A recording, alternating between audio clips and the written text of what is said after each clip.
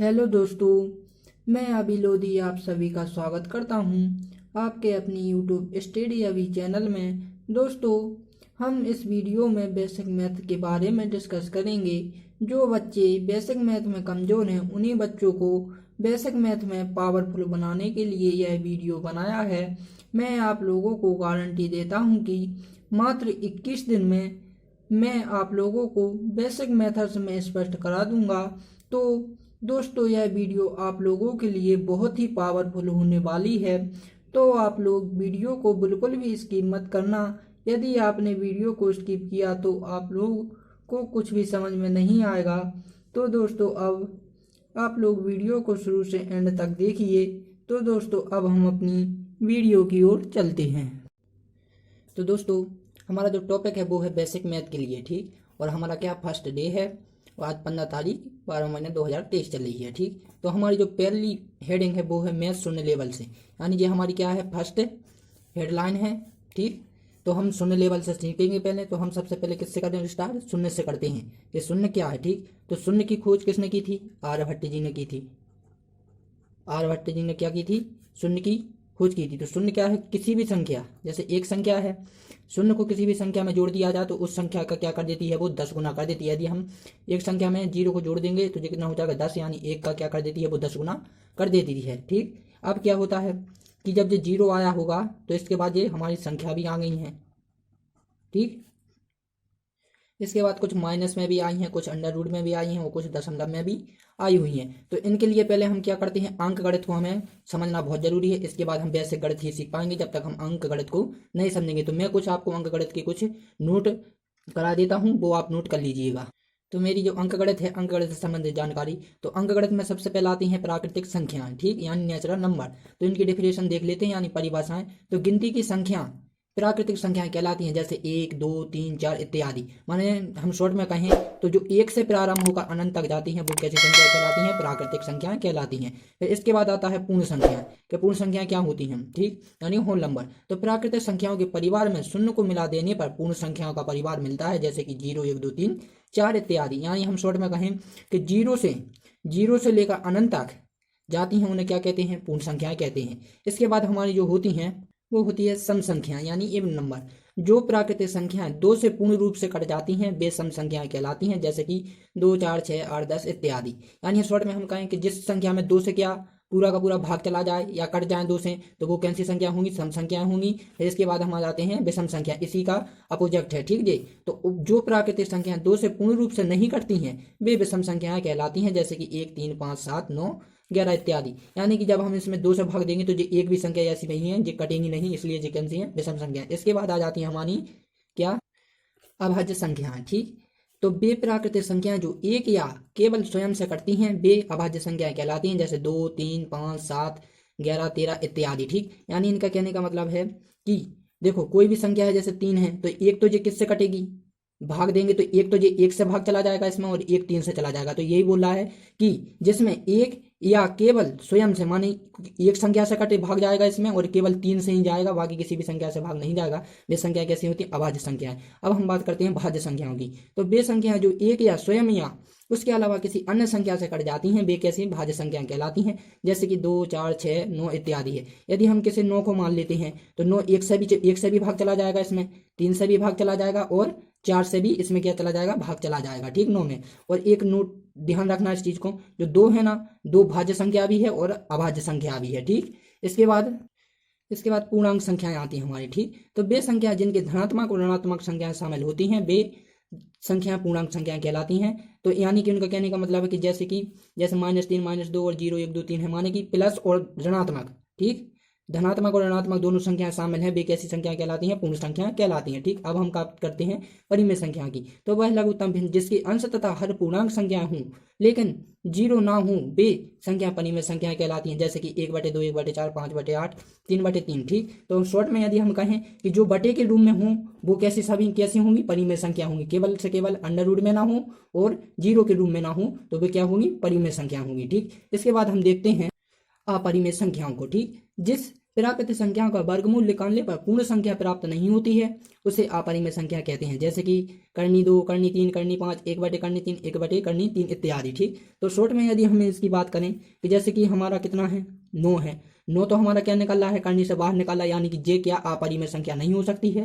ठीक, और बाकी की जो नहीं निकलती हैं करनी से बाहर, वो कैसी हैं, अपरिमेय संख्या होती हैं। और 90% ऐसी होती है कि जितनी भी करनी के अंदर होती है ना, वो हमेशा कैसी होती हैं, अपरिमेय संख्या ही होती हैं। ठीक, अब मैं कुछ आपको फॉर्मूले बताता हूँ जो कि बेसिक मैथ में आपको बहुत ही इंपॉर्टेंट है, जो कि आपको कहीं ना कहीं पर भी काम आएगी और ये हर जगह पर आती हैं। ठीक, ये क्या है, प्राकृतिक संख्याओं का योग नियम। तो योग नियम के लिए क्या होता है, n प्लस के 1/2। ठीक, ये बहुत सी जगह पर लगता है, इसका यूज होता है, तो आप इन्हें अच्छे से नोट कर लेना। ठीक, हम नेक्स्ट देखते हैं लगातार सम संख्याओं का योग नियम के लिए। तो जो सम संख्याएं होती है ना, प्राकृतिक संख्या सम के लिए, तो ये उसके लिए फॉर्मूला है n प्लस के 2/4। ठीक, फिर हमारा नेक्स्ट है लगातार विषम संख्याओं के योग के लिए। तो n प्लस के 1/2 का होल स्क्वायर होता है। ठीक, इसका अब यदि हम बात करें कि किसी भी सम संख्या का वर्ग सदैव सम होता है, तो इनका कहने का मतलब है किसी भी सम संख्या का वर्ग करें तो सदैव उसका जो रिजल्ट मिलेगा वो भी हमें कैसा मिलेगा, समी रूप में मिलेगा। जैसे कि 2 है, 2 का यदि हम वर्ग करते हैं तो इसका जो रिजल्ट मिला है वो भी हमें किस रूप में मिला है, सम के रूप में ही मिला है। जैसे कि 4 का करेंगे वर्ग, जो 4 कैसी संख्या है, सम संख्या है, यदि इसका वर्ग करेंगे तो जो रिजल्ट मिला है हमें 16, वो भी कैसा है, सम संख्या ही है। इस प्रकार हम दूसरा देखते हैं कि किसी भी विषम संख्या का वर्ग सदैव विषम होता है। अब जैसे कि -1 क्या है, विषम संख्या है, इसका यदि हम स्क्वायर करेंगे तो क्या होगा, रिजल्ट जो मिलेगा वो भी हमें क्या, 1 ही मिलेगा, यानी विषम ही मिलेगा। ठीक, यदि हम 5 का करें स्क्वायर तो जो 15 है, 15 भी हमें जो रिजल्ट मिलेगा वो भी किस में मिलेगा, माइनस में ही मिलेगा। तो मैंने जो आपको जो नोट कराने के लिए जो परिभाषा दी है, ये बहुत इंपॉर्टेंट है, इन्हें आप नोट कर लीजिएगा, क्योंकि इसके यदि आपने ये नोट नहीं किया और इन्हें ये नहीं समझ पाए तो आप बेसिक मैथ भी नहीं समझ पाएंगे। चलो, तो अब हम आपको प्रैक्टिकल तौर पर भी कुछ समझाते हैं बेसिक मैथ के बारे में। तो देखो, जो गणित होती है हमारी, जो गणित है वो किन 4 चिन्हों पर क्या है, आधारित है। ठीक, वो चिन्ह कौन कौन से हैं, एक तो प्लस है, एक माइनस है, और एक गुणा वाला है, एक भाग वाला है। ये 4 ही चिन्हों पर क्या है, गणित पूरी आधारित है। इनके अलावा किसी भी और चिन्हों पर आधारित नहीं है। तो हमें इन्हीं चिन्हों को क्या करना है, बेसिक मैथ में समझना है। ठीक, तो पहले मैं आपको नोट करा देता हूँ कुछ और चीजें भी, तो आप ध्यान से देखिएगा। ठीक, यदि हम प्लस और माइनस की बात करें, प्लस और माइनस की बात करें तो जिसका भी क्या होगा, बड़ी संख्या का चिन्ह होगा। ठीक, बड़ी संख्या का चिन्ह होगा जिसका भी, तो वो क्या होता है, बड़ी संख्या का ही चिन्ह लिया जाता है। जैसे कि +90 और -45 करेंगे तो हमें क्या मिलेगा, प्लस के 45 मिलेगा। इतना क्लियर होगा। जिस संख्या का क्या होगा, जो संख्या बड़ी होगी उसी संख्या का चिन्ह लिया जाता है घटाने या जोड़ने के लिए। ठीक, अब हम बात करते हैं गुणा के बारे में। ठीक, यदि 2 संख्याओं का गुणा हो, ठीक, 2 संख्याएं होती हैं, 2 संख्याओं का गुणा। ठीक, 2 संख्याओं का गुणा की बात करें, जैसे कि हम करेंगे 3, 9 इत्यादि का। ठीक, तो हम क्या कर सकते हैं कि जो प्लस और प्लस का यदि गुणा करें तो जो हमें रिजल्ट मिलेगा वो हमें प्लस में ही मिलेगा। यदि माइनस माइनस में करेंगे तब भी हमें जो रिजल्ट मिलेगा वो भी हमें किस में मिलेगा, प्लस में ही मिलेगा। यदि हम बात करें किसकी, माइनस और प्लस की, तो हमें जो रिजल्ट मिलेगा वो मिलेगा हमेशा काय में, माइनस में। और यदि हम प्लस और माइनस संख्या है तब भी हमें रिजल्ट मिलेगा किसके बारे में, माइनस के बारे में ही मिलेगा। तो अब बात करते हैं हम किसके बारे में, समीकरण के बारे में। ठीक, कि समीकरण में क्या क्या याद रखना है आपको। तो देखो, यदि हमें किसी भी संख्या को, जैसे कि ये लिखा है 2x प्लस के 1 बराबर के y। ठीक, जब हमें क्या करना पड़ता है, किसी भी संख्या का चिन्ह है जैसे प्लस, यदि हम इस साइड पक्षांतर करते हैं उसका, तो वो हमेशा किस में मिलेगा, उसका चिन्ह बदल जाएगा, माइनस में बदल जाएगा। यदि वो क्रॉस में है इस साइड, तो वो उस साइड जाकर वो किसका चिन्ह में परिवर्तन हो जाएगा, भाग के रूप में। ठीक, और यदि वो संख्या, कोई भी संख्या किस में है, यदि वो माइनस में है तो इस साइड होकर वो किस में हो जाएगी, प्लस में हो जाएगी। और यदि कोई संख्या भाग में है तो वो किस में हो जाएगी, इनटू में हो जाएगी। ठीक, अब हम सबसे पहले किसके बारे में बात करते हैं, प्लस चिन्ह के बारे में बात करते हैं कि प्लस चिन्ह को हम कैसे सोल्व करते हैं। तो हमारा जो फर्स्ट चिन्ह है वो कौन सा है, प्लस। प्लस हमारा क्या है, चिन्ह, फर्स्ट चिन्ह है। तो फर्स्ट चिन्ह को कैसे करना है हमें सोल्व, जैसे कि हमें पता है कि 2, 28, ठीक, और प्लस 11 हम जोड़ेंगे तो कितना होगा, 9, और ये 3। ठीक, अब समझ लीजिए कोई संख्या ऐसी है जैसे 28 और हमें 22 जोड़ना है। ठीक, तो ये कितने हुए, 10, 10 जीरो हासिल आई 1, ये कितने, 2, 2 4 और 1 5। ठीक, 50 हुए, प्लस किया है। अब ये तो हम जोड़ लेते हैं, ये तो सरल है थोड़ा। यदि हम बात करें कि जो पॉइंट में आते हैं तो कुछ बच्चे क्या करते हैं, पॉइंट में जोड़ नहीं पाते हैं जल्दी जल्दी।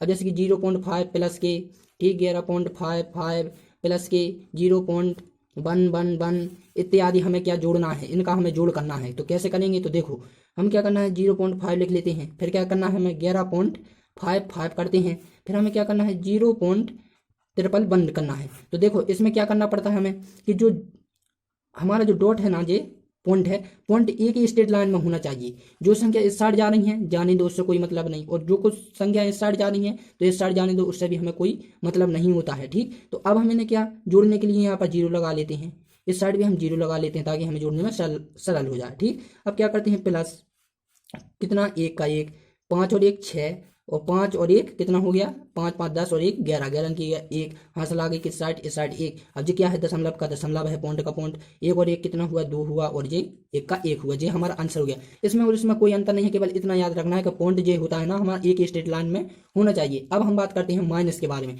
तो माइनस तो सभी कर लेते हैं। ठीक, अब हम सेकंड देखते हैं किसके बारे में, माइनस के बारे में।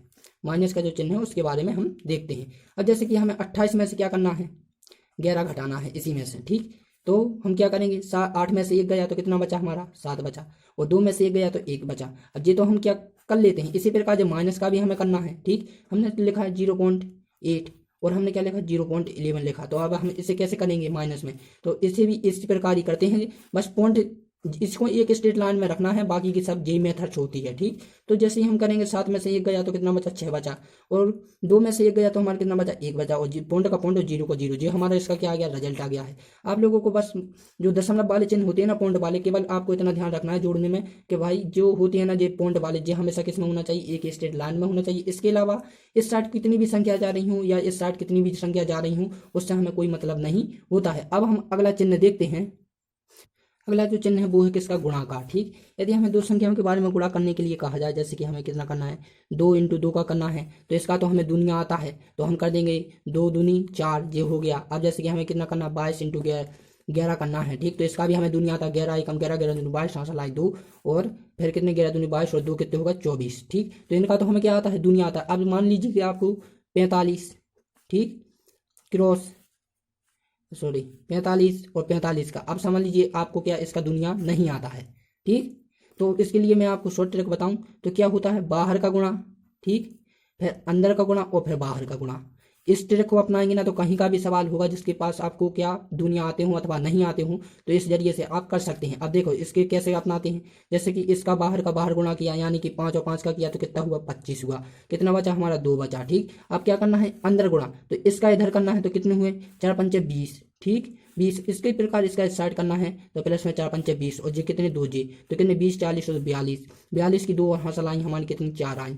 अब क्या हो गया, अब हमारा आ गया बाहर का चिन्ह, तो बाहर के बाहर में कर देते हैं तो कितना हो जाए, 4 चौके 16, 16 और 4 कितने हुए, 20। तो ये हमारा क्या आ गया, रिजल्ट आ गया। हम इस विधि से हम कहीं का भी सवाल कर सकते हैं जिसका चाहे हमें दुनिया आता हो अथवा नहीं आता हो। अब हम बात करते हैं किसकी, चौथे नंबर भाग की। ठीक, तो चौथे नंबर पे है वो हमारा क्या, भाग।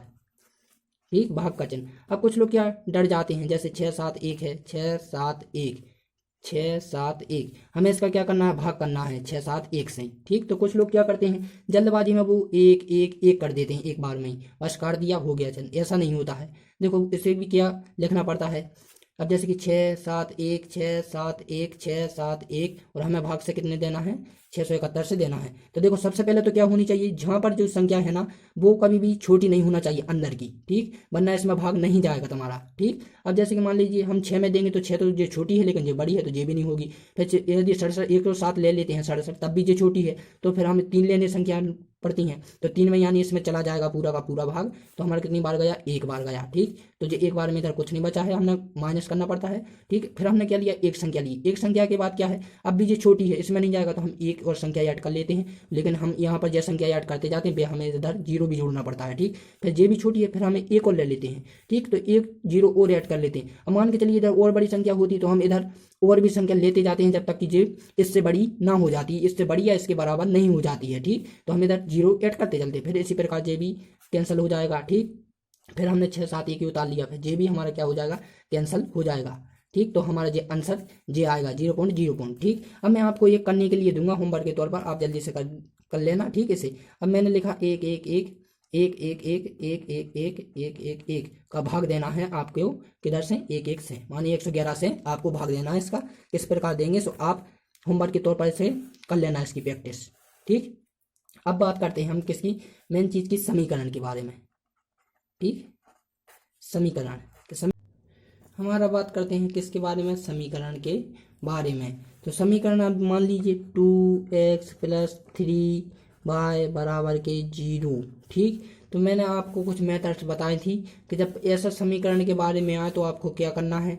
इधर वो मैंने आपको नोट कराने के लिए दिया था। तो प्लस जो होता है इस साइड पक्षांतर करते हैं तो वो किस में आ जाता है, माइनस में आ जाता है। इस साइड क्रॉस का हो तो वो भाग के रूप में हो जाता है, और भाग का हो तो वो इस साइड क्रॉस के रूप में हो जाता है। यदि माइनस का हो तो इस साइड किसके रूप में हो जाता है, प्लस के रूप में हो जाता है। ठीक, अब मान के चलिए हमें किसका मान निकालना है, इधर से एक्स का मान निकालना है। ठीक, तो हमें क्या करना है, 2x ज्यों के त्यों लिखे रहने दे। अब क्या हुआ, जो पूरी संख्या का पक्षांतर हमें किस साइड कर देना है, इस साइड कर देना है। तो ये प्लस में है तो ये किस में हो जाएगी, माइनस में हो जाएगी। ठीक, अब क्या हुआ, x, तो x अब जो क्या है, 2 इसके किस में है, इनटू में है, गुणा में है, यानी कि j इसमें। तो जैसे ही j इस साइड जाएगा तो j इसके किसके बटे के रूप में हो जाएगी, यानी भाग के रूप में हो जाएगी। तो j कैसा हो जाएगा, 3/2y। ठीक, तो ये हमारे क्या आ गया, रिजल्ट आ गया इसका। इस प्रकार आप समझ गए। तो आज की वीडियो हम यहीं पर समाप्त करते हैं। बाकी की वीडियो हम अगले दिन आपको सुबह प्रतिदिन हम आपको कितने 9:15 पर देते हैं सुबह की वीडियो। तो आप देखिएगा, हम आपको गारंटी से देते हैं कि 21 मात्र 21 दिन में ही आपको क्या, जो बेसिक मैथ है हम उसमें आपको स्पष्ट कर देंगे कि कहीं की भी मेथड्स आ जाती है यदि आपके लिए, तो आप उन्हें बिना पेन उठाई क्या सॉल्व कर देंगे। ठीक, तो अब हम अपनी वीडियो को यहीं पर समाप्त करते हैं, क्योंकि ज़्यादा लंबी वीडियो हो जाएगी तो आपको कुछ समझ में नहीं आएगा। तो अब हम मिलते हैं अपनी वीडियो अगली वीडियो में। तब के लिए जय हिंद एंड जय भारत।